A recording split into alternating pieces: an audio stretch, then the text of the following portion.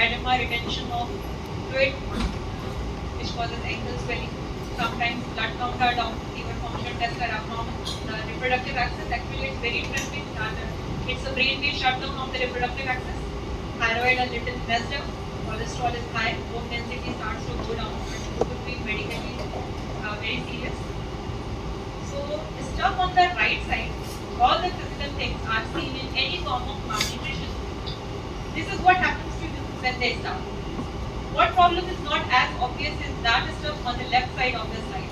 Human starvation creates a lot of behavioral changes, and the most remarkable study which was done in the time of World War II that records what are the behavioral changes a person faces when they suffer from starvation. It's known as Minnesota study.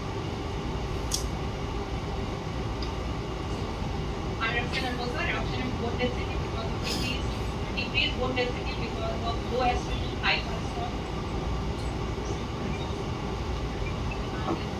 Soft hair, that some people regrow, it's common in infancy, but in some people it appears in anorexia.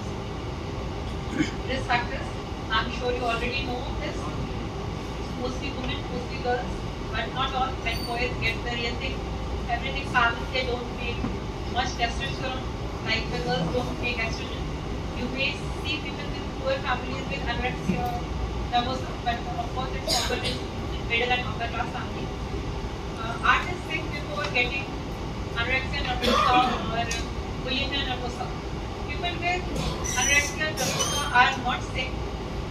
Do they look strange prior to illness onset? Probably not much. As best we know, it's very hard to know for sure, but probably not much. Maybe a little obsessive, little more cool-bound than their peers, but not a lot. It remains relatively uncommon despite what we hear about it and read about it through the media. What happens to this long-term outcome?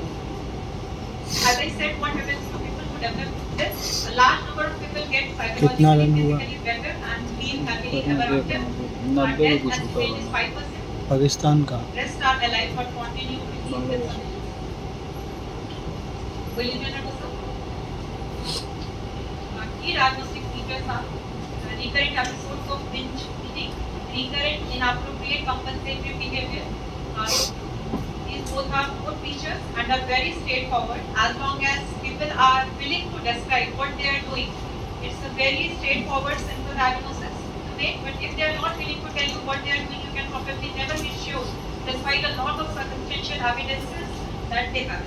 This is my diagnostic criteria for bulimia nervosa, just to articulate that